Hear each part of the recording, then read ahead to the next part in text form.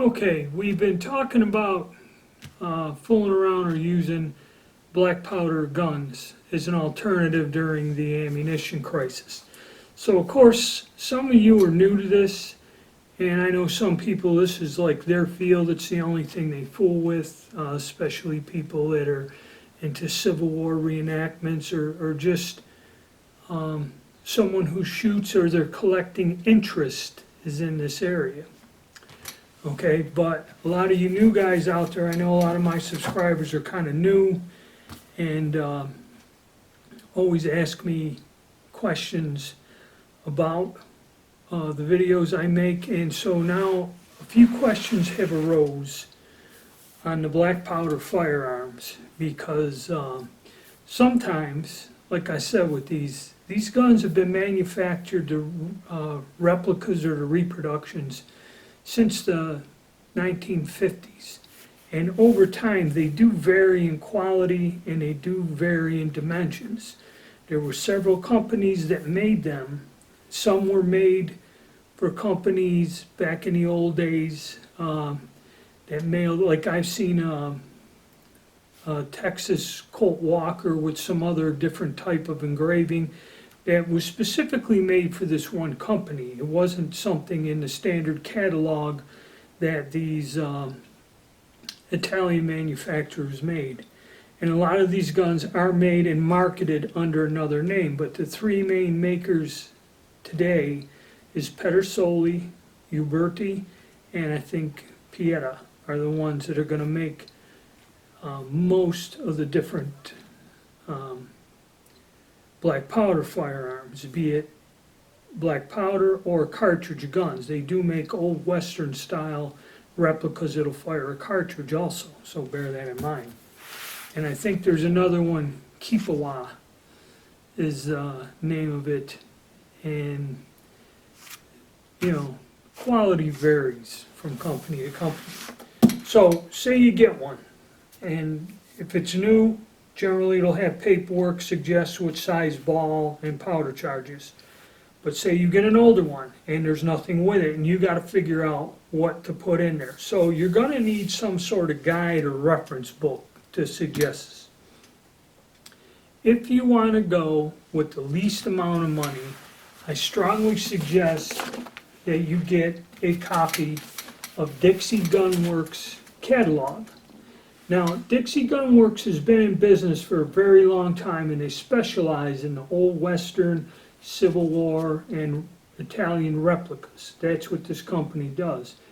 And also, I think it was the last company that where you can buy a reproduction Civil War cannon, a black powder cannon. They used to sell these here. It's an interesting company, been around for a while. And the thing about it is their catalog is only $5. It's some kind of tradition they keep. You send them a $5 bill, they send you the catalog. They publish one every year. Now you're asking me, what's the big deal about this? Well, it's not so much where they catalog the different guns they sell. Let's look up a cap and ball revolver in here. And you can go online and find it, but see again, the printed catalog is a little bit different than the online. So you go to the section where you find cap and ball revolvers, and I'll read it to you. Okay, here we go. Uberti Remington new model. Okay, the 18s, and that's the like the one I got. It tells you the thread diameter on the nipples, the accessory, so that's a good reference. That way, if the nipples are screwed up, you got to buy them. It does reference thread diameter when ordering that. And it says what to load. And it tells you here, 22 grains of triple F with a 454 round ball. All right, it even gives you a suggested load. All right. And that covers most of these guns. Now, if you have one that's similar and all this other stuff, that's one thing. And then another thing, okay, that you got to bear in mind. I made a mistake. I went to get some 36 caliber balls, and I picked up this box. It says 36 caliber .350, 350 thousandths. Now generally in a 36 caliber revolver, you need a .375, 375 thousandths. So they're both Mark 36 caliber. But if you look here in Dixie for the long guns, like a Kentucky rifle, that is 36 caliber, it'll tell you to use X amount of grants, 32, but it'll tell you to use this size ball with a rifled rifle, not a handgun. So this is the wrong, I gotta take these back. So this information is extremely valuable in here. But also, when you go through this huge catalog, if you go into the back of the book, there are reference charts in here. And it has conversion tables of measurements, suggested loads for guns, and this and that, how to load these with shot shells. It gives you advice on how to load paper cartridges for a revolver, and then standard muzzle loading charges for like smoothbore guns and shotguns. There's a whole range of information in here. It'll help you out and explain things, and they even give you serial numbers and dates of production for some guns, Colt revolvers and Winchester 1973s, and that, which is pretty neat to have that for $5. I mean, them books that give you the serial numbers are pretty tough.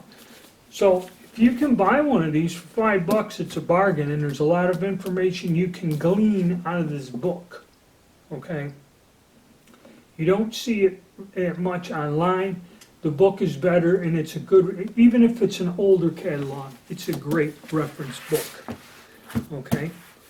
Now, nowadays, you have separate manuals, like Lyman went with the cast bullet manual and the black powder manual, but in the old days, with like the 42, Lyman edition 42, this is old, and this is the 45, this is the one I bought when I was a teenager.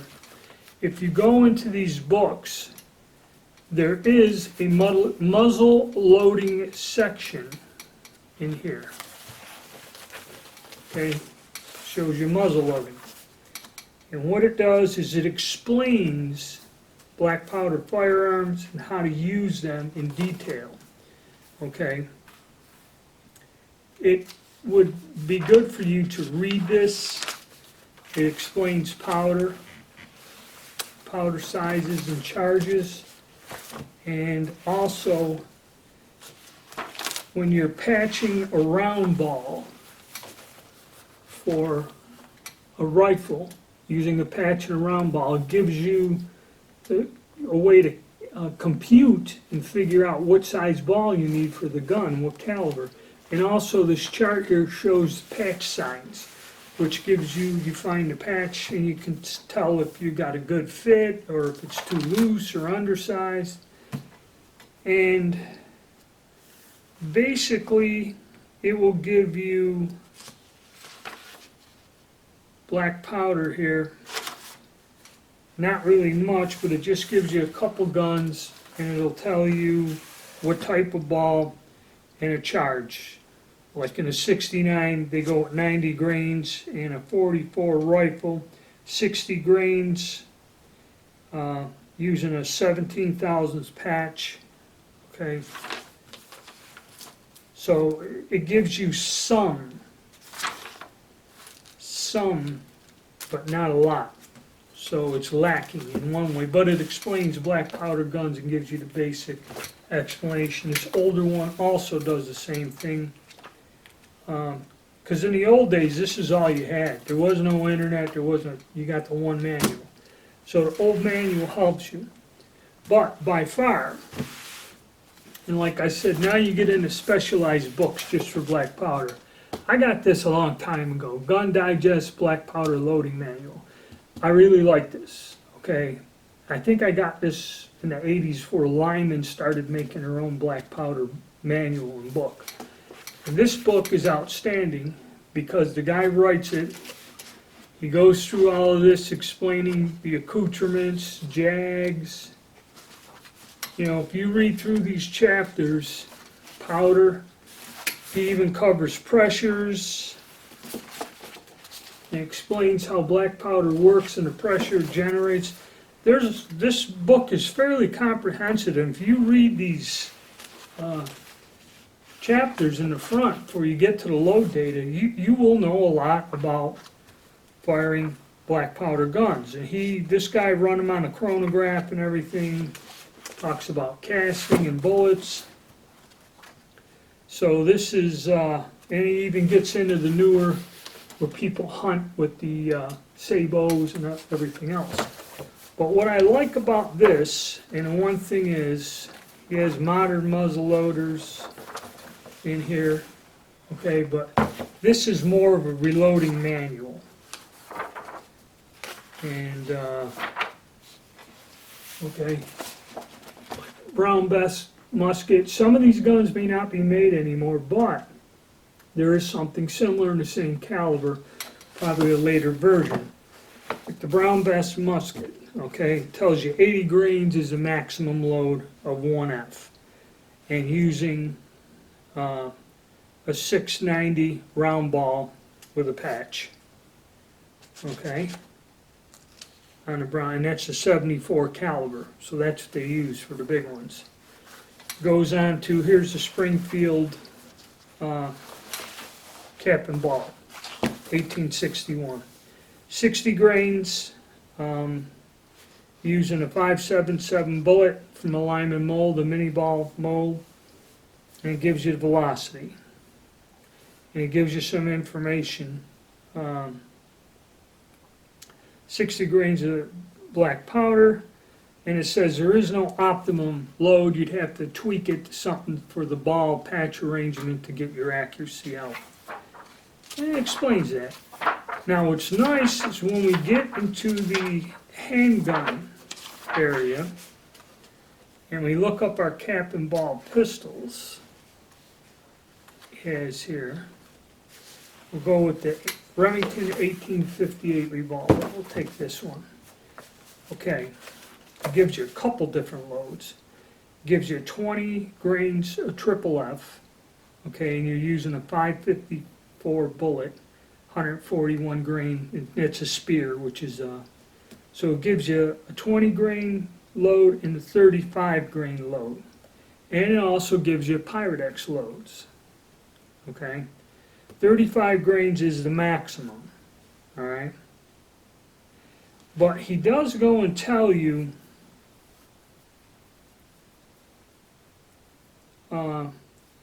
like on this Rogers and Spencer's, there's a little footnote here. 35 grains is kind of like a maximum load, and it says there 35 grains of triple F with the 454 ball filled the chamber. So in other words, that is the supreme maximum before your ball protrudes and the gun won't go out. So there are little footnotes in here about these guns, okay? And it kind of gives you a guide to go by, all right? So it's well worth it. You can find these old out-of-print books on Amazon.com. Very helpful. I got two of them. I went and bought the one after this. This is like the 1990s. This was the 1980s version. I don't know if these are printed in the 80s, 90s. I don't know if they still are in print or it's like this is the last one. I don't know if the fella passed away or something, and they are used books, but well worth it and will answer a lot of your questions and help you. The reason these are nice, if you take the time to read the forward things where he explains about the accoutrements and that, answers you a lot of your questions and makes your life a lot easier. Plus you have a quick reference to go by other than the phone and all this other stuff. I mean, read the book, learn. Take it upon yourself to broaden your capacities there and learn something new. All right, so that's my spiel and recommendations on reference books for black powder shooting, reloading, whatever you want to call it.